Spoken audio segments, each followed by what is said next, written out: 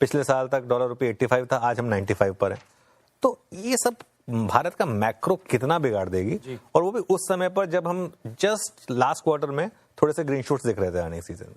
तो ठीक है, इसमें दो ये इसका जवाब दो ढंग से देंगे। पहले वॉल्यूम की बात करेंगे, फिर प्राइस की बात करेंगे। एक नंबर याद रखिए, 555। 555, ठीक है, मुगदी घुट्टी, वही वाली पुरानी। अब मजाक किया है। तो 5.5 मिलियन बैरल हम रोज तेल लेते हैं। एक टैंकर को, जो VLCC टैंकर होता है, उसमें 2 मिलियन बैरल आप डाल सकते हैं। 3 टैंकर से अपना रोज का तेल आ सकता है, उतना टैंकर हम रशिया और ईरान से ले सकते हैं। वॉल्यूम की दिक्कत तेल में नहीं है। दूसरा नंबर है 5, करीब 50,000 क्यूबिक मीटर टन, एक बार अंदाज में आपको बोल देता हूं, हम रोज गैस इंपोर्ट करते हैं और 50,000 हम खुद रिफाइन करते हैं। 50,000 गैस के लिए एक VLGC चाहिए गैस के लिए। अच्छा, बस जो हॉर्मुज से होके आता है, जो हॉर्मुज से हो गया, ठीक है। रिफाइनरीज चारों तरफ है हमारी, तो 4 से होगा नहीं, या फिर आप एक पारादीप पहुंचाइए, कहीं पहुंचाइए और डिस्ट्रीब्यूट करिए, लेकिन 4 जहाजों से हमारा वॉल्यूम का काम हो जाएगा अनुजी, बस 4 जहाजों से। तो वॉल्यूम की सी भारत को दिक्कत कभी नहीं आएगी, मुझे जो लग रहा है, क्योंकि हम सब मित्र हैं हमारे। हमारी दिक्कत भाव की। तो जो बात हो रही थी कि भाव प्लस सप्लाई दोनों का इशू है, सप्लाई का इशू नहीं है, सप्लाई नहीं, भाव का इशू है। Taken care of supply. मैं बता रहा हूँ, थोड़ी खिचपिच होगी। मैं मजाक में, अभी मैं ऑफिस में था, मैंने गौतम को बोला कि तेरे को गाजर का हलवा बहुत पसंद है, मत खा। गाजर पकने में समय लगता है, गैस ज्यादा लगती है, तो आपको कुछ कटौती करनी पड़ेगी। बट जो आप भाव की बात कर रहे हैं, $60 आपका एवरेज था, से $50 था। अगर $125 हो जाता है, $75 आप एक्स्ट्रा दे रहे हैं, 100 बिलियन है जीडीपी इम्पैक्ट अनुज।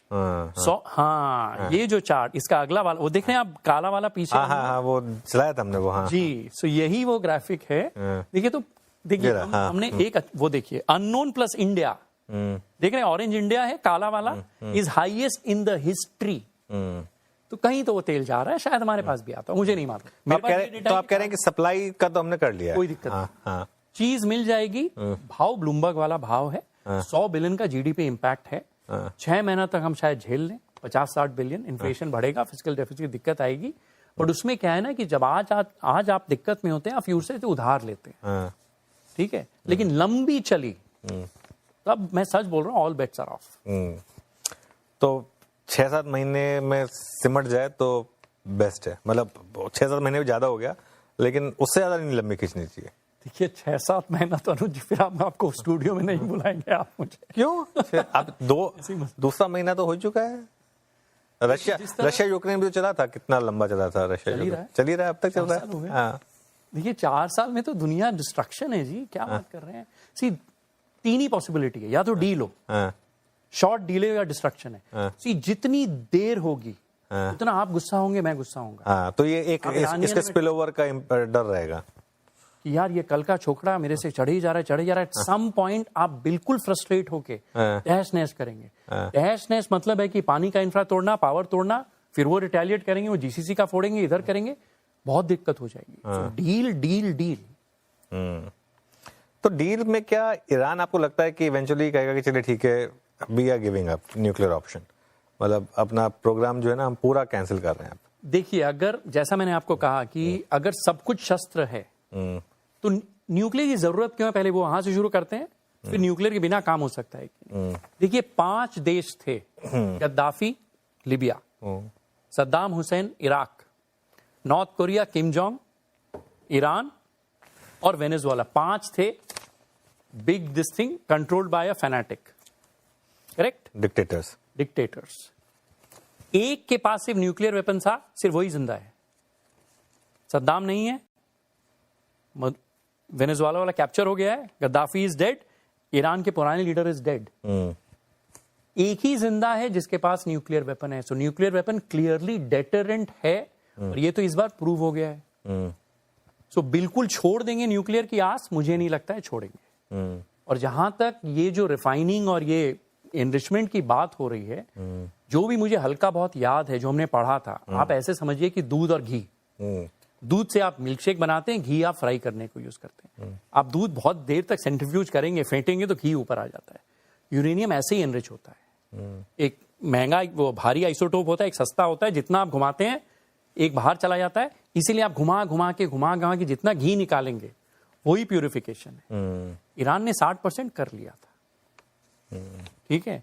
घी फ्राई करने के लिए, अगर अच्छा आपको घी बनाना है, वैसे समझिए कि 92% घी चाहिए, 8% दूध चाहिए।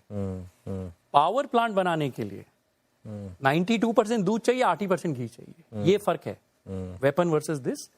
तो मुझे लगता है कि देखिए, ऑफिशियली वो कुछ भी कह दें, अगर वो जिंदा है नॉर्थ कोरिया वाला, तो न्यूक्लियर वेपन छोड़ना नहीं है। लेकिन न्यूक्लियर में जरूरत फॉर यूज खत्म हो गई है। ड्रोन है, स्विफ्ट है, सैटेलाइट है, मिसाइल है, बैलिस्टिक है, सब कुछ है।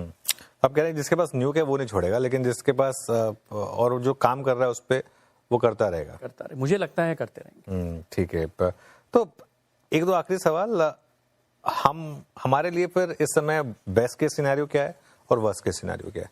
देखिए, बेस्ट केस है एक हफ्ते में लड़ाई खत्म हो जाए और उसके बाद ईरान का तेल और सब कुछ सेटल हो जाए, हॉर्मुज खुल जाए, तेल वापस $60 चला जाए। बेस्ट केस है प्रॉब्ली 10%। ओके, ठीक है। वर्स्ट केस है ये 3 साल चलता है, then all bets are off. उसकी प्रोबेबिलिटी मैं कहूंगा 30%। ओके, ब्रॉडली 50% प्रोबेबिलिटी है ये खींचेगा और फिर एक समय आएगा जब सब बोलेंगे यार बंद करो। आप ईरान को बोलेंगे आप $2 मिलियन 18 करोड़ पर एक बार शिप ले लो, खोलो, नहीं तो दुनिया में फैमिन, फर्टिलाइजर, खाने के वांदे हो जाएंगे, transportation, everything is it is. So Iran can not hold the world at ransom. Ultimately उनकी भी सभ्यता है, राइट?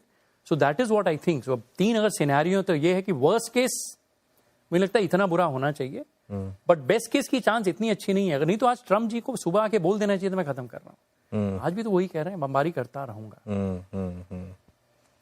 ओके, और अगर वर्स्ट केस प्ले आउट होता है हमारे केस में जी, तो मार्केट कहां तक जा सकता है और बेस्ट केस में मार्केट कहां तक जा सकता है आपके हिसाब से? देखिए, वर्स्ट केस में तो आप मुझसे पूछिए मत। हाँ, वो तो हम ना ही चाहें तो बेटर अगर वो लार्ज लॉस वाली, अगर आप सीन जो मैं कहता हूं कई बार ना कि large profit, small profit, large loss हो सकता है। अगर वर्स्ट केस हुआ अनुज जी तो ऑल बेट्स आर ऑफ। मैं कुछ नहीं बोल सकता। It is very dangerous for the world and India. हमारी 80% ऊर्जा बाहर से आती है। हम $150 अफोर्ड नहीं कर सकते तेल। हम इतनी महंगी गैस अफोर्ड नहीं कर सकते। फैक्ट्रियां बंद हो जाएंगी, नौकरियां चली जाएंगी, दिक्कत है। तो मैं वर्स्ट केस की आशा भी नहीं करता हूँ। ठीक है, इसलिए आपने एक अच्छी बात करी, मुझे इस बार इस तरह बैठा दिया, शायद कुछ बदल जाए। और बेस्ट केस सिनेरियो में क्या लग रहा है कि मार्केट बॉटम के करीब है इन दैट केस? आप देखिए, लड़ाई के पहले फिस्कली इनफ पैसा था, करेक्ट, सब कुछ ठीक ठाक चल रहा था, धीरे धीरे ग्रीन शूट्स आ रहे थे, अर्निंग्स आ रही थी, सब कुछ ठीक जब एकदम हो ही गया था, जनवरी मार्केट नया हाई बनाने वाला था, तब से ये शुरू हो गया है। तो फिर भी देखिए, एक क्वार्टर तो वॉश आउट है। टाइल नहीं मिल रही है, गैस नहीं मिल रहे हैं, पेंट नहीं मिल रहा है, तो जून क्वार्टर तो वॉश आउट है just because of after effects जो हुआ है। अगर बंद हो जाती है तो सितंबर क्वार्टर से चीजें बहुत अच्छी हो जाएंगी। ओके, चलिए, तो यही उम्मीद करेंगे कि best case scenario play out हो अजय जी, और होपफुली सब कुछ ठीक रहेगा। कोई आखिरी थॉट्स जो आपके जो रह गए हो, जो हमने डिस्कस ना करे हो, जिसके बारे में आप बात करें? लास्ट चार्ट जो है सर्कल वाला वो दिखा दीजिए, जो मुझे लग रहा है फ्यूचर की जो हमारी चीजें हैं ये। देखिए, सर्कल ऑफ एक्शन जो येलो वाला है ना, अब ये करना पड़ेगा। अच्छा, सर्कल ऑफ एक्शन और ऊर्जा। देखिए, चाइना ने क्या किया, एक एग्जाम्पल हमें लेना पड़ेगा। चाइना भी तो ऑयल डिपेंडेंट था। आज चाइना की 85% ऊर्जा अंदर की हो गई है। और अंदर की मतलब क्या, उनके पास तो तेल है नहीं इनफ, सूरज, वायु, पानी जो रोज मिलते हैं उन्होंने कर लिया है, हमने भी होड़ करी है। हमें एक्सेलरेट करना पड़ेगा, और defence, we can not be dependent on the world any more. तो ये सारी चीजें हमें येलो सर्कल के अंदर लानी पड़ेगी अगले 10-20 साल। जो चीजें हम 5 साल में करना चाहते थे, हमें अब 1 साल में करनी। तो जो अल्टरनेटिव एनर्जीज हैं वो और जल्दी उन पर काम करेंगे, बहुत ज्यादा, क्योंकि वो सस्ती होती हैं। देखिए, हाइड्रोकार्बन से जितनी ऊर्जा आप बनाएंगे, कोयला, गैस, राइट, महंगा होता है।